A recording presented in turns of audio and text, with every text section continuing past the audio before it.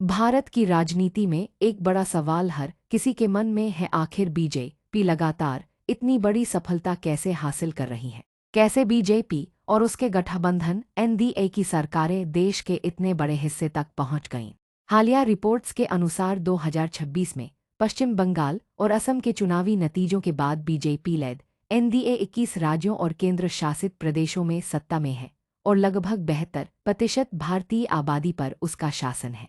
India today यह सिर्फ एक चुनाव जीतने की कहानी नहीं है, यह 10-12 साल की लगातार योजना, मजबूत संगठन, चुनावी रणनीति, जमीन पर काम और जनता के मन को समझने की कहानी है। तो आइए समझते हैं बीजेपी की सफलता के 7 बड़े प्लान। पहला प्लान, मजबूत नेतृत्व और साफ चेहरा। बीजेपी की सबसे बड़ी ताकत उसका नेतृत्व मॉडल रहा है। नरेंद्र मोदी को पार्टी ने राष्ट्रीय स्तर पर एक मजबूत, निर्णय लेने वाले और बड़े विजन वाले नेता के रूप में पेश किया, चुनाव चाहे लोकसभा का हो या विधानसभा का।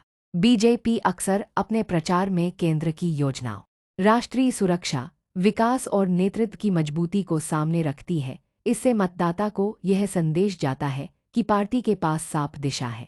भारत में बहुत से मतदाता नेता के चेहरे से जुड़ते हैं। बीजेपी ने इसी मनोविज्ञान को समझा और मजबूत नेतृत्व को अपनी पहचान बना दिया। यही कारण है कि कई राज्यों में स्थानीय चुनाव भी राष्ट्रीय नेतृत्व के प्रभाव में लड़े जाते हैं। दूसरा प्लान, बूथ लेवल तक मजबूत संगठन। चुनाव सिर्फ रैली और भाषण से नहीं जीते जाते, चुनाव बूथ पर जीते जाते हैं। बीजेपी ने बूथ स्तर तक अपना संगठन मजबूत किया। पन्ना प्रमुख, बूथ अध्यक्ष, मंडल स्तर के कार्यकर्ता, सोशल मीडिया टीम और स्थानीय संपर्क, इन सब का एक बड़ा नेटवर्क बनाया गया। इसका फायदा यह हुआ कि पार्टी सिर्फ चुनाव के समय नहीं दिखी, बल्कि साल भर जमीन पर सक्रिय रही। कौन सा मतदाता नाराज है, किस परिवार को सरकारी योजना का लाभ मिला है, किस इलाके में कौन सा मुद्दा बड़ा है, ये जानकारी पार्टी के पास नीचे तक पहुंचती रही। यही नेटवर्क चुनाव के दिन वोटिंग प्रतिशत बढ़ाने में भी मदद करता है।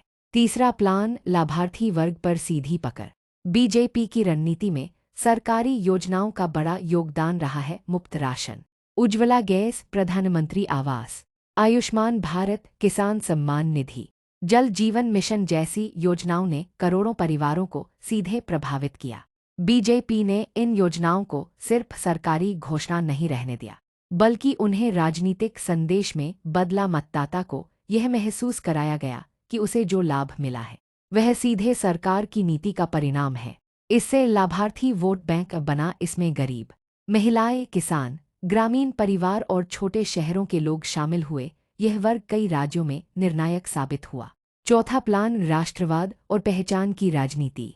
बीजेपी ने राष्ट्रीय सुरक्षा, सेना, सीमा, आतंकवाद, कश्मीर, राम मंदिर और सांस्कृतिक पहचान जैसे मुद्दों को अपने राजनीतिक संदेश का हिस्सा बनाया। इससे पार्टी ने ऐसे मतदाताओं को जोड़ा जो सिर्फ जाति या स्थानीय मुद्दे पर नहीं, बल्कि राष्ट्रीय गर्व और सांस्कृतिक पहचान के आधार पर वोट करते हैं।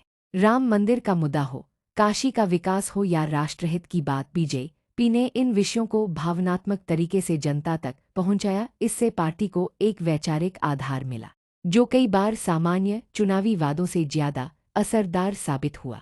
पांचवा प्लान, कमजोर विपक्ष और मजबूत चुनावी मशीन।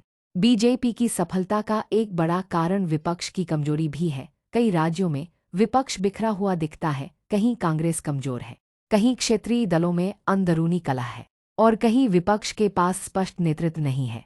जब मतदाता के सामने एक तरफ मजबूत संगठन और नेतृत्व दिखता है और दूसरी तरफ बिखरा हुआ विपक्ष, तो चुनावी लाभ बीजेपी को मिलता है। 2026 में पश्चिम बंगाल में बीजेपी की पहली सरकार बनने को कई रिपोर्ट्स ने बड़ा राजनीतिक बदलाव बताया है।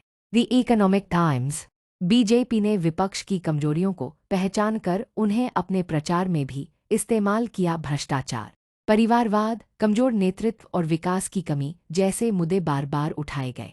छठा प्लान, क्षेत्रीय रणनीति और गठबंधन।